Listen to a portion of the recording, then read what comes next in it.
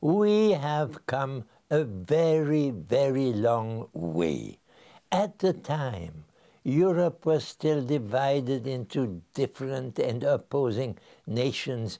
The Latin American continent was frequently under military rule. China was in a state quite different from what it has become now.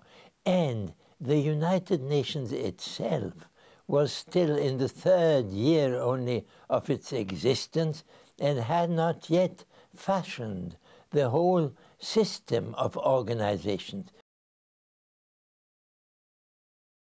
There are still terrible violations, not to speak of Israel and Palestine, not to speak of what's happening in the Democratic Republic of Congo or of Sudan, or in many, many places. Still things are going the wrong way, but we must hope that the young generation today, listening to the Human Rights Declaration, will find it possible to work so that things improve.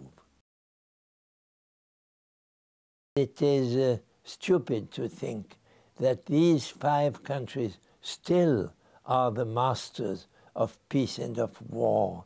We must have a reform of the Security Council.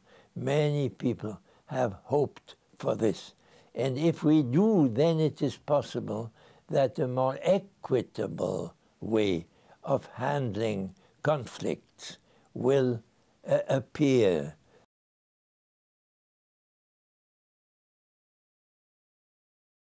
Nous avons aujourd'hui une haut-commissaire pour les droits de l'homme, une femme courageuse, intelligente, qui est à Genève.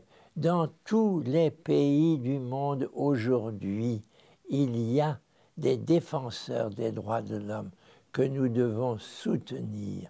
Et nous avons une fédération internationale des ligues des droits de l'homme ici, à Paris, qui fait un travail remarquable.